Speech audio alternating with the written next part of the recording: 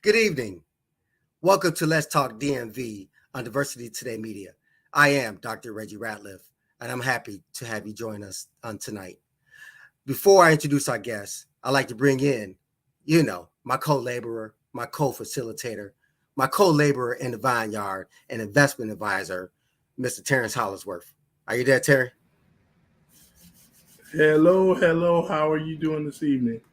I'm good, my brother. It's a good day, and school's back in session, and I'm excited about that. I have a lot of IB business management students. As far as the high school juniors, I have over 30 students, and my seniors, I can't forget about them. I have about 25 high school seniors in this business management class. So IB is a program that's growing by leaps and bounds, and I'm just happy to be back on campus and in the classroom. So I imagine there are a lot of people that are unfamiliar with what the IB program is. Can you talk a little bit about that? Yeah, just really briefly, the International Baccalaureate program is a program that has been around for several decades. Not as old as the AP program, but it has been growing. Not just locally in local towns, but nationally. It is a program that's focused on business management and economics, IB business economics, IBDP, and then also the other disciplines are history and psychology and math and science. And so, there's a lot of intense studying. There's an SL program, which is standard learning, and then HL program, which is higher learning. HL is more in depth than SL. And so, depending on the discipline, like for example, business management, they write an internal assessment, an IA, and that's typically 1,800 words for HL and SL. So they choose a publicly traded company anywhere in the world, and then they ask a research question, and then they do research on that. And so that's graded by the IB committee. That is basically a bunch of examiners from all over the world. And then there's also an IB exam that takes place in May of their student's senior year. The IA is due by the senior year as well. But the SL program, like in business management, it could be a 1-year track for SL students, but HL is a 2-year track because, again, it's more in depth. They deal with, the units are business management introduction, marketing, finance, and accounts, and then human resources, and then operations management. So it's an intense program. The advantage is that if you graduate full credit in the IB program, you can earn up to 12 advanced credit hours for colleges to a college or university. So you can actually graduate early. So let me ask you this question. If you were talking to a high school student and they were saying, hey, I'm thinking about an IB program or I'm thinking about going in to take honors classes, what would you tell them? I think that you should do the research based on the school that you want to attend. So if you want to attend, let's say, University of Illinois, they may honor the honors program as opposed to the IB program. But if your interest is in a, George Washington University that looks more at the IB program, then that's where your focus should be. Some colleges and universities accept either or. So it just depends on what you want to major in. So that requires research. After going through high school, being an AP student back in Illinois, Proviso East High School, I thought that after learning about the IB program, that is slightly more advantageous than the AP program. AP program is not global. The IB program is global, which lends an opportunity to do business or handle business on a global level, as opposed to the AP program. I got you. So we don't waste too much time. Let's talk about Thursday's our master's class. It's going to be an interesting discussion, Terry. Okay. Talking about insurance, right? Yeah. So, there's this misnomer that, because you sell insurance, you are an investment analyst and you can give advice or you can execute trades if you have a securities license, but that could be no further from the truth. And a lot of people are putting, bad information out there as it relates to investment. So we don't want people caught up in the okie doke. Yeah, so I'm seeing more and more people putting up videos talking about insurance as an investment, and one thing that I just want to reiterate and share with my first interview, a guy tells me we do not sell insurance as investment. That was over 20 years ago, probably over 25 years ago at this point. But it is an absolute truth. When you look at insurance and you compare it to some of the other things, you'll get to a natural conclusion, and that's what we're going to talk about. It should be fun. Please come on, uh, and engage. Tell them where to come to.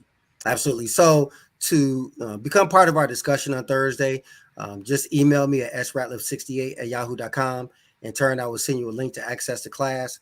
We meet every Thursday at 5:30 p.m. Central Standard Time. So it's a 1 hour class. All right. 1 hour to learn about the world of finance and investments. So it's 5:30 to 6:30. And we hope that you'll tune in because we have some very enriching discussions every single week. Absolutely. All right. I will see you hopefully on Thursday. Yes, indeed. Thank you for that announcement. And what I want to do right now is introduce our returning guests. The first, interview went so well, we invite her to come back, and that is Dr. Shonda Harris-Muhammed, or affectionately known as Dr. HM. Just really quickly, Dr. Harris-Muhammed, she currently serves as the coordinator of pupil personnel and hearing officer for Southampton County Schools and serves as the school board representative for the 6th District and current chairwoman for Richmond City Public Schools. And without further ado, I'd like to bring on Dr. HM. How you doing, my sister? Hello, good evening, everyone across the world. It's so good to see you again. Yes. Thank you so much for having me back for part 2. Am I the first guest? You are the first guest. Created a part 2 session. That is correct. You're the first one. You are breaking awesome. barriers. I'm all about breaking the glass ceiling. Absolutely. Cracking it, destroying it, all of those things. So excellent, phenomenal. It's an honor. Thank you for having me back. Thank you. The honor is ours. And, we want to continue the conversation we had, we spoke last week. But before we get into the release of your recently released book and your powerful testimony, which definitely broke some yokes for those who are watching the podcast, I want to talk a little bit about, your role with the Richmond City Public Schools as a board member. I'm from a small town called the Village of Maywood back in Illinois, which is located just west of Chicago's West Side. And, growing up in Maywood, we were a community. The school, Proviso East High School, where I attended, we had a total of about 4,000 students. My graduation class in 1986 was like 600 and something. And we were a family. To this day, we still keep in touch, from going back as far as class of 51 all the way to the class of 2022. That's how tight we are. The school board made sure that we had access to resources. The school board, including the superintendent, worked well for the most part with the teachers. And because of that support, even with the differences that may have existed, we got through pretty much unscathed to move on to higher academia. Today, that's not the case. We had a guest on here recently that talked about some challenges that the school district faced. And so I want to get your perspective as a school board member and a seasoned educator about your role and how things can, mend some wounds, break that divide. Wow. I heard a lot of things. I did. A lot was on my spirit, obviously. Yes. So I am a school board member. I currently serve and represent where I am. We are divided up into 9 districts in Richmond City, the capital of the Confederacy. And my district, which is the 6th district, so give a quick, just a quick lesson on what Richmond City looks like in 2022 compared to what it looked like in 2012. And so we have 9 districts, and my district currently serves the south and north of the James River. So my district is the widest. It crosses the James River, both sides. I touch 2 districts on the south side, and I touch a district in the east end of Richmond, and I touch 2 districts on the north side. And it's because of how the boundaries are. Okay. So I have, and even though we are divided up into 9 districts, Dr. Reggie, I've always said to people, we serve all 23,000 students. We're just assigned to a particular school in a particular district. Nice. And so, serving as a school board representative, first, I want to be very clear what our roles are as a school board member across the country.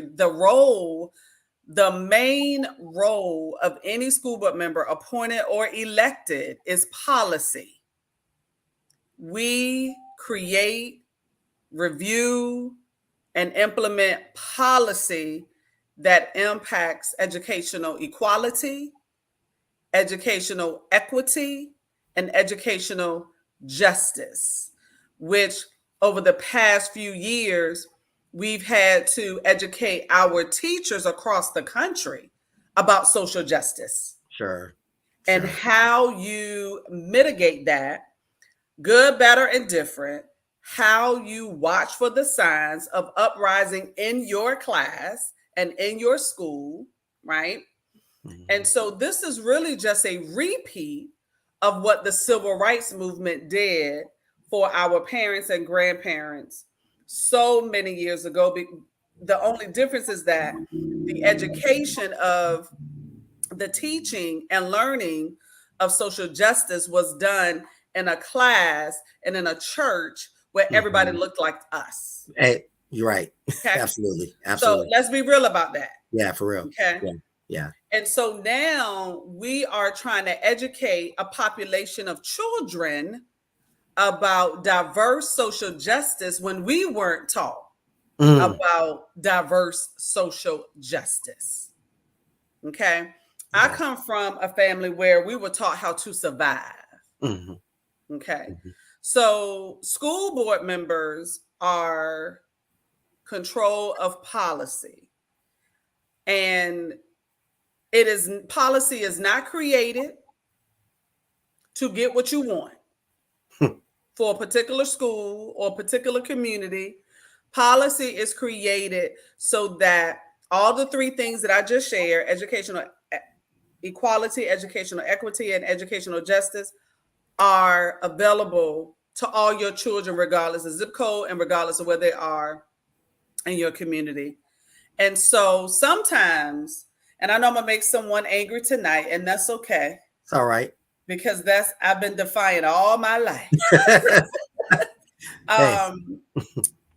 School board representatives cannot, and I'm not saying should not, it's a cannot, use policy to micromanage the superintendent and to get what they want politically. Because when you begin to use your policy that you've crafted that have already been on your books with a lack of social justice and equity, you're not leaving a living legacy of equity for people. Understood. You're just getting what you want because of what you want, right? And we all serve a constituency. Right. My constituency remind me often that they voted for me. Absolutely. That comes with the territory. That comes with the territory. And one of the things that I'm so transparent about with the city of Richmond, families, students, teachers, everybody know this. I am going to serve in 2 ways: decency and in order. I serve on the school board no different than I have served as a principal, as an assistant principal,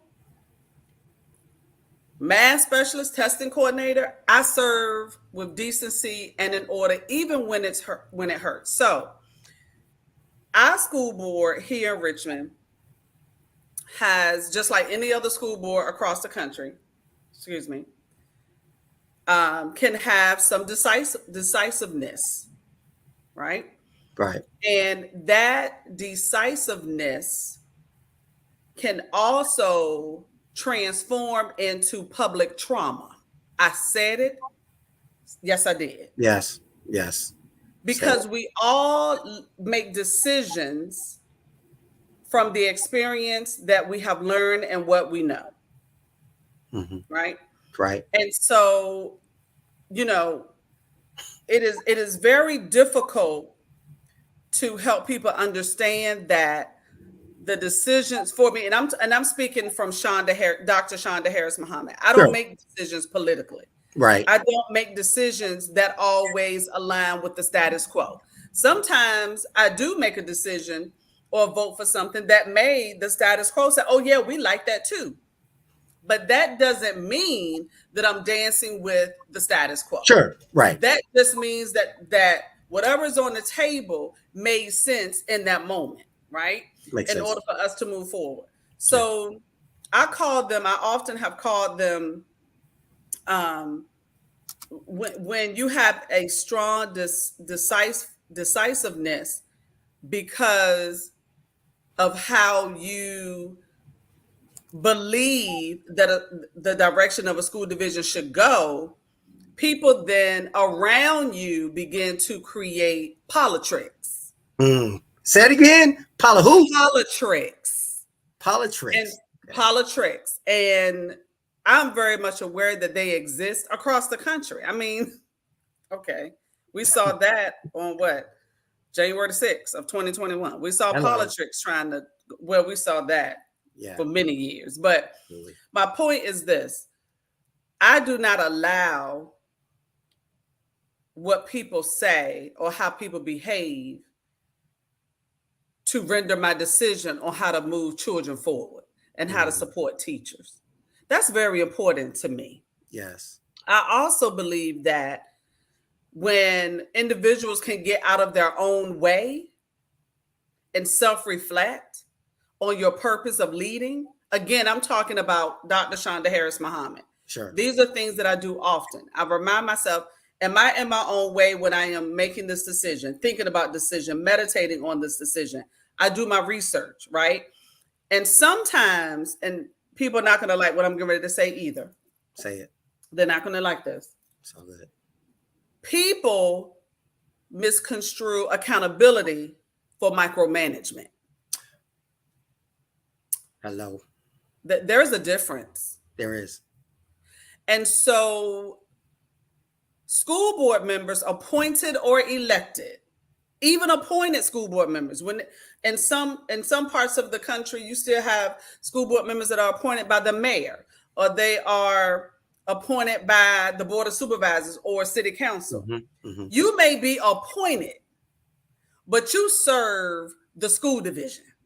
Absolutely. You do not serve politics. And we will always have, unfortunately, politics and public education, because we receive three types of funding: your local, your state, and your federal. Right. And with the state and federal, you must believe and count on there's going to be some accountability metrics. Absolutely. Absolutely. And so if those accountability metrics are not being met that were set, that's accountability. Now, what accountability looks like is some tough, unrelated status quo questioning. Mm-hmm. That people will take and say, she is trying to micromanage. He is trying to micromanage the superintendent. They're trying to do this. They're trying to do that. No, it's accountability. When micromanagement is, I'm going to give you the question, I'm going to answer the question, and then I'm going to implement the answer. That's micromanagement. Okay. Yeah. So I'm asking the question. I've answered the question. Right. And now I am going to implement the answer. Right. Right. Yeah. And so there's a difference between accountability and micromanagement. Mm-hmm. And when you do not see, as you were describing in the school division where you attended school, yes, there is some head butting, right? between the superintendent and the board. And the school board. That's and correct. let me publicly say that is not new. Mm-hmm. That's all across the country, unfortunately. Yes. And it is very unfortunate because you have, wherever you have adults, you're going to have a bulk of personalities that they are wearing that are not necessarily theirs. Hold on, let me tell you what I meant by that. Yeah, good. They're wearing they're wearing other people personalities. Gotcha. They're wearing their constituents' voices. They're wearing their donor voices. Right. They're wearing the person, who they're wearing so many different people, questions and voices that when they come into the boardroom, they're speaking to satisfy them. They are addressing what they want. They are speaking to the beat of music that have been written for them. Don't write my sheet of music. Right. Hello. Absolutely. I'm going to dance and sing to my own tune. So when you are speaking from someone else's sheet of music, you have lost your voice. That's deep. That's powerful. You have lost your voice for the children. Because here's the thing. Student outcomes are directly correlated to adult behaviors. Absolutely. So go across the country, and I'm speaking boldly. Come with it. Go across the country and see where student outcomes are declining. Yeah. And is there a conversation that is outweighing emotions that are brought to the table? Right. Now, I have several mentors who have served as previous school board members and school board chairs, and they are women of color. They both have their doctorates. They both have either higher ed background or K through 12 background. They are both leaders in their community, business owners. And so they have walked this story of perception of a Black woman in leadership and how they're supposed to be when they lead. I choose to lead in decency and order and in righteousness. Absolutely. So the decisions that I make and that I bring to the table, the conversations that I bring to the table, I work very hard to leave the emotion in my Buick. Good. Yeah. And bring the professional Dr. Shonda M. Harris-Muhammed with the facts and evidence to the table, to the dais, because that's critically important. Yes. That you leave the emotion out of decision making. Because when you make it about emotion, then are you really in the right mindset? And this for anybody who's listening. Are you in the right mindset to make decisions to better student outcomes? I know I am upsetting people, but let me tell you something. That's all right. In my truth. Yes. Yes. And I speak from experience, and I'm speaking from someone who brought emotion to the decision-making process. But I have learned over time, and I have mentors who said, let me tell you how you're really behaving. All that you said may be true, but where was the information about how to improve student outcomes? Yes. Yes. Or where was the information about student collection of data? Right? So this was years ago. When I first was on the school board from 2012 to 2016. that I was the entire 4 years, that first time I ran, I was an emotional decision maker. Wow. Every decision I made, I was gangster with it. Right. Hard in the paint. Right. The gangster, huh? I was gangster. I was Right. hard in the paint. Right, right. And I had a mentor who said to me, you need to self-check because you're very intelligent. Mm-hmm. You're beautiful because I know you inside and out. Mm-hmm. But you gangster right now. You real gangster. Wow. And so you have to bring the gangster down. Right. Because no one hears you. They just see you. Right. Yeah. And so she said, do you want to have a legacy of being heard or a legacy of making a difference by being seen? Wow. Because you can still be heard in the work by being seen, but you got to flow with poise and grace. Absolutely. And so when you have that self-reflection and that self-awareness, mm-hmm. you develop a growth mindset about servant leadership. Nice. Now, I knew the Bible speaks to this. I don't know the exact scripture, but I know Jesus was mad with the disciples. He didn't knock everything off the table, right? Yeah. So you can get fiery in your passion. Yeah. Was that the golden calf incident? I think it was. Yes. Yeah. He just woof. Yeah, they were serving statues and they created them and yes. messy. Yes. Mm-hmm. Yes. How are you serving the people though? Mm-hmm. Right. And so when I reflect on my legacy as an educator, as a public official, I want people to always say 3 things about me: decency, order, and righteousness. Mm. Wow. Because when you have those three things aligned,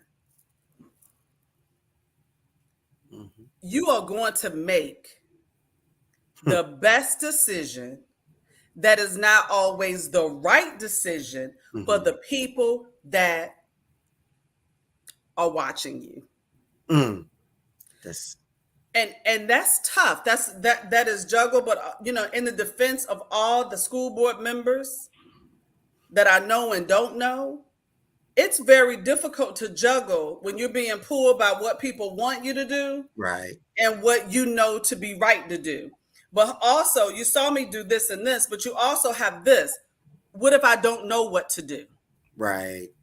So you got 3 pieces of yourself trying to form a triangle when you really need to be forming a circle. Mm. Yes. And so in that, when you have a superintendent and a school board who are going at it, one that starts with the T word, trust. Mm. Somewhere along the way, trust was never established or it was destroyed. Never established or it was destroyed. Right. With trust, you have the capacity of building relationships. Mm-hmm. Mm-hmm. Yeah. Trust, I'm getting ready to make somebody upset again. Trust doesn't mean friendship. Right. Trust means I know when I'm sitting beside you, I trust that whatever is put on the table, you're not going to degrade me or beat me up and down because I do not agree with what you just put on the table. Mm. Yes. Trust is that we may not agree, but we still exit the meeting. I got to go home and wash some clothes. Let me get home. I got them clothes that are still in the basket. Now, I'm not saying that's my house. I'm just saying. Sure, right. Yes. I need to go by the grocery store. I need to get a bottle of wine. Right. And I need to get this. Oh, by the way, how are the children doing? Yeah, good. That's trust. Yeah, absolutely. having a conversation that has nothing to do with the policy making in that moment, right? This is trust. I'm just going to keep making people mad all evening. Trust is not trying to destroy your fellow school board representative because they don't agree with you. Right. Trust is not trying to destroy the leader of the division who handles the day-to-day operations, which is not the school board, which is not the school board. You hear that? But the superintendent, and you're allowing that superintendent to lead even when he or she fails.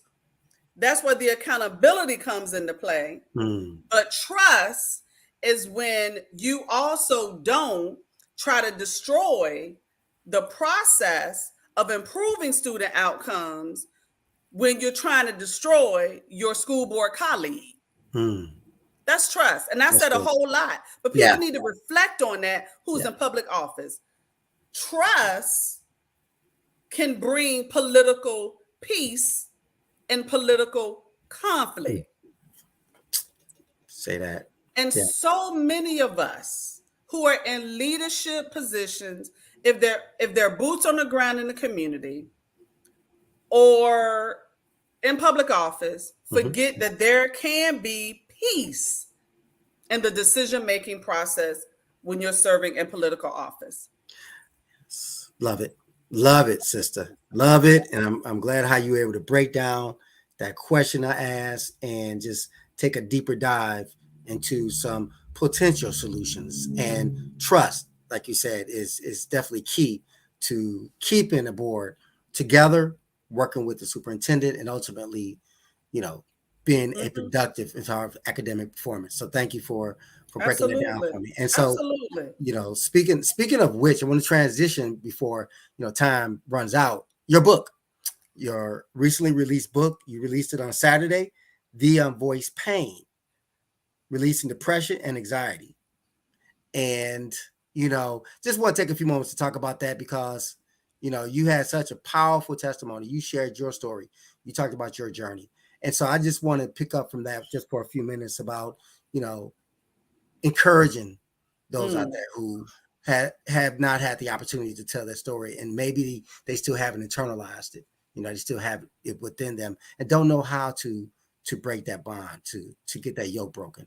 Absolutely. Well, first of all, I want to say how awesome it was to serve as a co-author with 7 other phenomenal women. The visionary, who is a sorority sister of mine, Danielle Gilbert, business owner, mover and shaker in the community, has spoken to her own unvoiced pain, unreleased pain of depression and anxiety. And the women who joined together to co-author this book have different stories that should be read, must be read, because I'm telling you, men and women who, however you identify yourself, can be healed just by reading one of these chapters. And not to go deep into the book, because I would like for you to purchase the book to support a Black woman's business. Support, yes. While healing from your trauma. There is trauma and individual lives that is untold. Frederick Douglass said something like this: untrained children become unmanaged adults. Something like that. But really what Frederick Douglass meant, dysfunctional children grow up to be dysfunctional adults. Yeah, speak on it. Yeah. And so when you do not address the dysfunction, it just dropped in my spirit, what do you do when the child is with doesn't know how to do that and they're dealing with trauma too? I just heard that come in my spirit. Yes. But somebody, and I've always said this as an educator, when you get to know your students, when you get to know the children in your family, right? you can recognize when they're going through something, Mm-hmm. right? I was bad when I was growing up. Let me tell you, I was horrible. No way. You? I was. Oh, I just was off the chain. I was off the chain because I was dealing with the untold, unrevealed abuse that was occurring in my life almost daily. mm. Okay. Mm-hmm. And so my way of going through that was acting out. Sure. My way of going through that was being in some places and doing some things that only mercy and grace kept me from. Gotcha. Only mercy and grace. Mm. Okay. Only mercy and grace. Yeah. Because I was out there doing some things. Mm. I left my size 7 footprint somewhere in some places where I should not have been. Gotcha. Yeah. Because of the trauma that I faced, that I endured as a child. As a child. Oh my God. Who would bring that type of sexual abuse to a 5-year-old? Oh my God. And why? Mm. And so those who are listening today,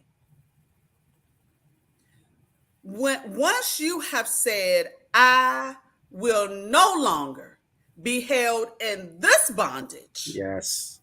From the abuse that I did not create. Right. And there's also some self-inflicted abuse too now. Sure.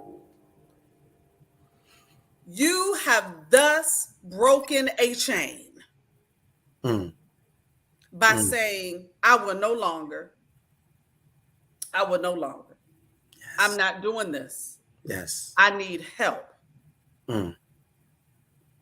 And so I had to get to a place in my life because unvoiced pain can impact your marriage, your relationships, your children, you, your decision making.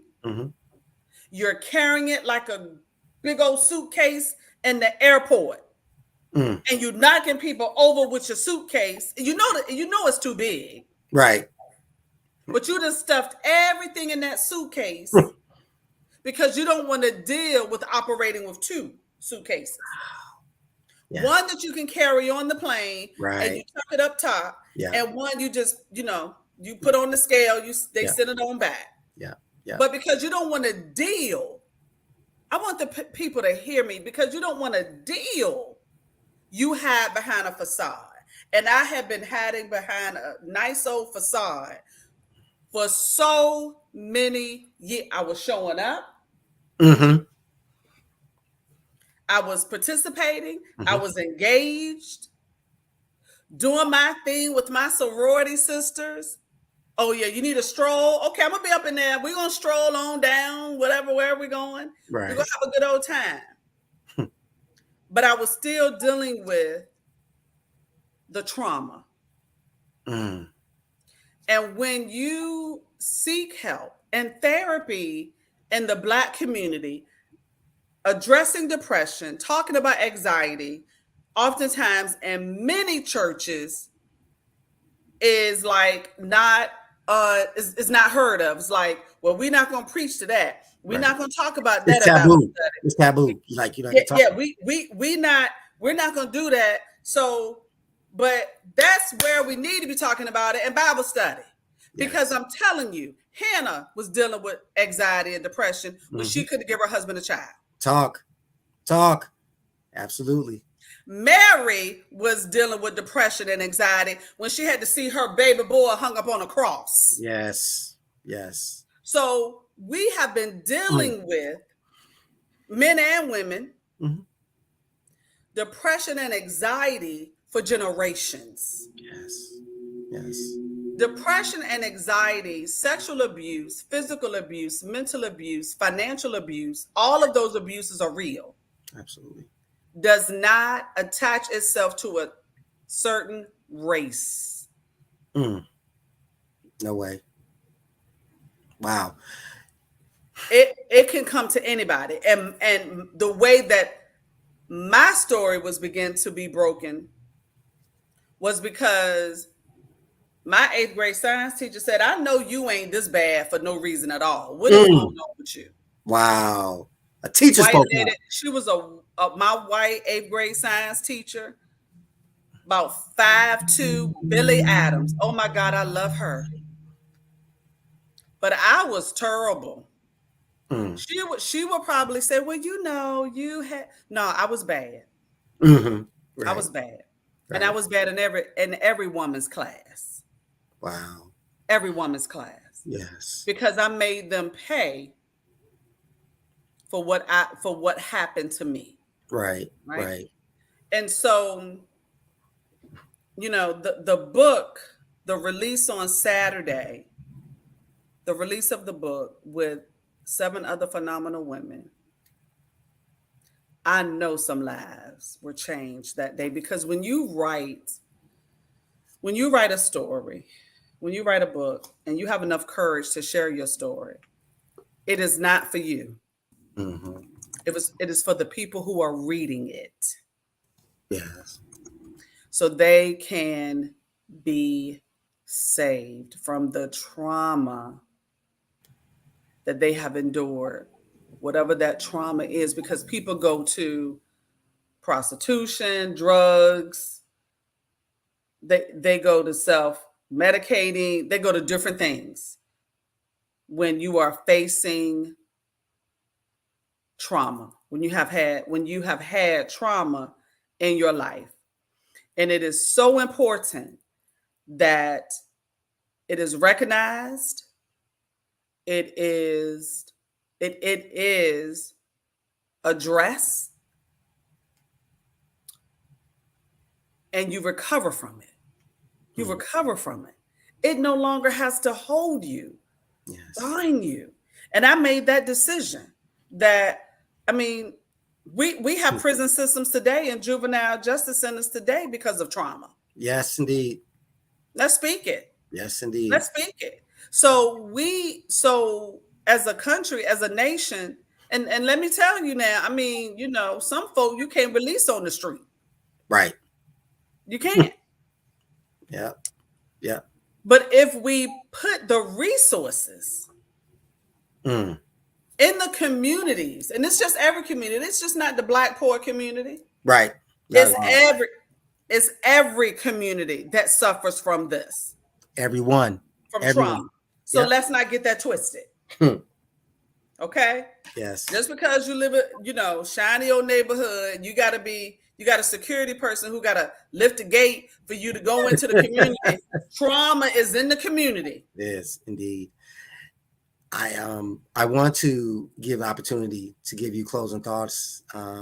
Wish we had more time, but I'm so happy. I think we've covered like a really good amount of information, and you taking a deeper dive into some very sensitive but necessary topics to discuss, and we really appreciate you for that. Absolutely. And want to give you the last 2 minutes to talk. Just continue the words of encouragement theme, and just sharing, just pouring into people who maybe failed, in terms of ministry. And I'll give you the mic. You have a couple minutes to share and just close us out strong. Absolutely. Thank you. It is very difficult and challenging to be a woman of color in leadership. However, I strongly believe that when there are a group of women supporting each other through their journey called leadership in life, we are modeling and demonstrating for the young women who are watching us, that we can work together in solidarity. If you are someone who have suffered from trauma, make a decision to no longer be bound by it. You have so much to offer. I made that decision about myself, that I was important enough, that I was good enough to fight my way back. And you can do the same thing. Never judge a book by the cover. Get to know the pages and the inside, and that would change your perspective of that individual. Love it. Love it. Love you, my sister. I love you more. Yes, so happy that you were on with us. And the Honorable Dr. Shonda M. Harris-Muhammed poured into our spirits powerful words of wisdom through her testimony. And we are so grateful and honored that she joined us, not just once, but twice. And she blessed us with a double potion of ministry and powerful words that I pray that everyone paid attention to and will listen, take heed, and take action. And with that, that closes our segment, our podcast. Thank you for joining us. I am Dr. Reggie Ratliff. Like us on Facebook and continue to watch us on our next Let's Talk DMV on Diversity Today Media. Be safe. God bless you. Good night.